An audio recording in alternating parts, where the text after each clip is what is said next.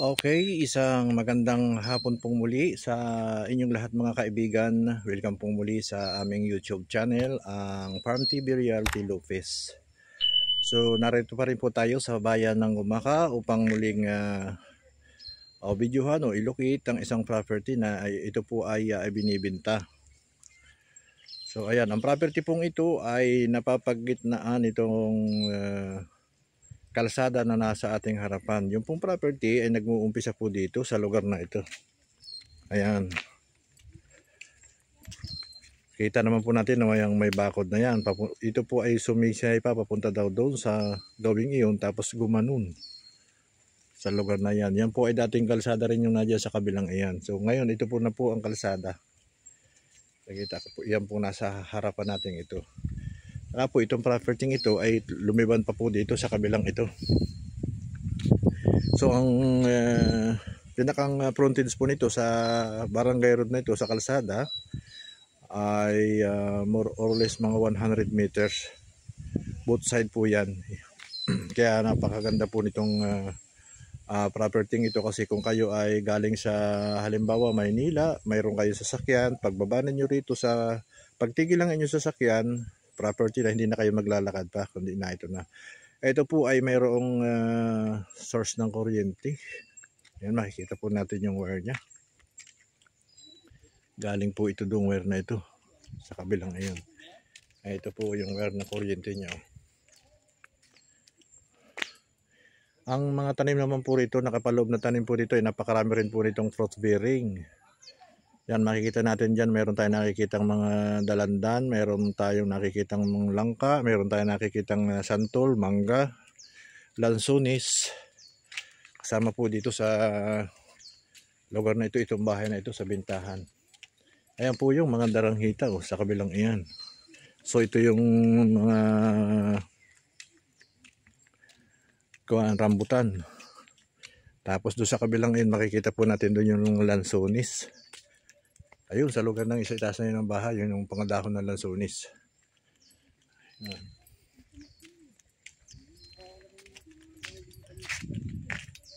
Ito po, bahay na ito, kasama po ito. Yan, nakikita naman po natin na napakaraming fruit bearing na nakapaloob sa nakapaikot dito sa bahay na ito. Ano po, yan, may mga santol, kakao, may avocado, may atis. Yan. Mamaya po bibidyohan pa po natin yung ibang part ng property ito para makita pa natin kung ano yung nakapalupang mga tanim dito. Maliban dito sa mga nabanggit ko ano po. Ito po, papasok po tayo ng bahagya dito sa parting ito ng bahay upang videohan po natin yung part ng likod nito. Ano po, bagamat nakita na natin sa video itong bahay, luma na pala ito, may kalumaan. Yun, napakarami palang bunga ng langka na yun sa kabilang yun. Halos na bubulok na. Ito po yung mga puno na lansones na nababanggit ko kanina sa inyo. Malalang matataba. Ayan. So, ayan. May mga guyabano pa pala rito. So hindi na po tayo bababa sa dakong yun at medyo masukal na po. Parang hindi na po na iintindi itong property ito, napapabayaan na. So, siguro kaya ibinibenta na ito nung may kanya. Ano po. Okay, babalik na po tayo doon sa may kalsada. At yun naman pong kabilang side ng property ito yung ating bibidyohan. Mula po doon sa Provincial Road papunta dito, wala pa po itong 1 kilometer. So ito naman po ang babagtasin nito, cemented road po ito. Ayan. Malaki ito, hindi ito pang barangay, pang provincial road ito. Bagamat ito ay barangay road, so napakalaki ng kung ikukumpara ito doon sa mga ginagawa ng barangay road ngayon.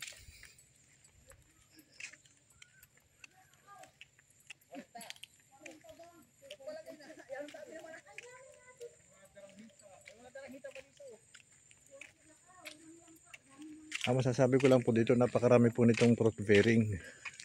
So yung pong niyog na tulad nga nung nabanggit ko kanina, hindi bababa sa 500 ang puno nito kasi napaka-limit po ng kanyang tanim. Ayan, medyo malimit po, mabababa pa, marami pa itong mamunga.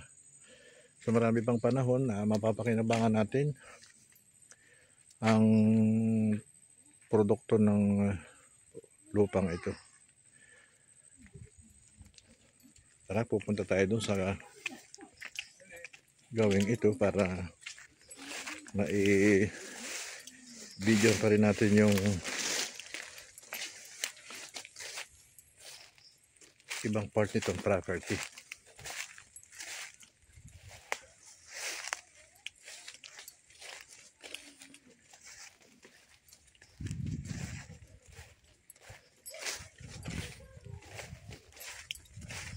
May mga daranghita pa pala rito.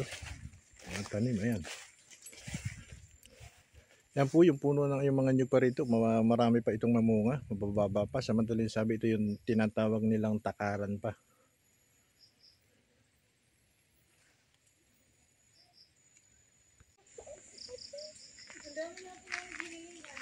Ang daming bunga ng avocado. Ayun, may lansunis pa rin po pala dito. Ayan. Yung avocado, ang daming bunga. Malalaki na.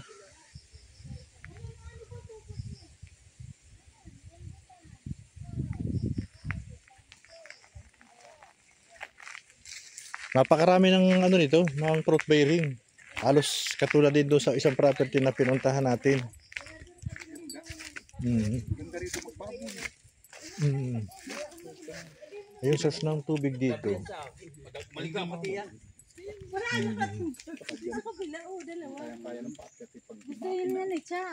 Mula po doon sa may posting yun, yung pinakang kuan.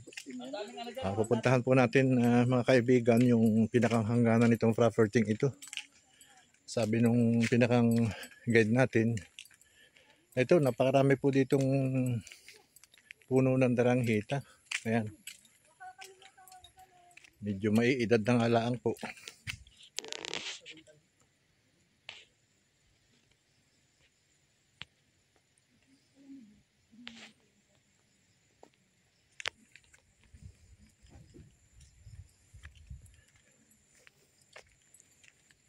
May mga mahugan na rin po itong tanim dyan. Mula po dyan sa may posting yan, nakikita ninyo.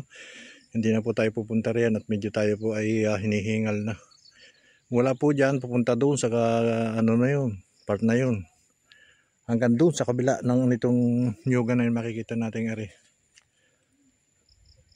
Okay, muli po. Doon po sa mga nagnanais na mag-invest ng isang property o bumili ng isang property dito sa part ng Gumaka.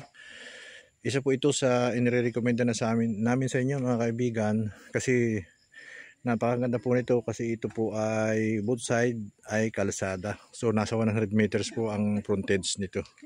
Makikita po natin dito sa harapan ng ating camera. Wala po doon sa national highway o provincial road. Wala pa po itong 1 kilometer property na.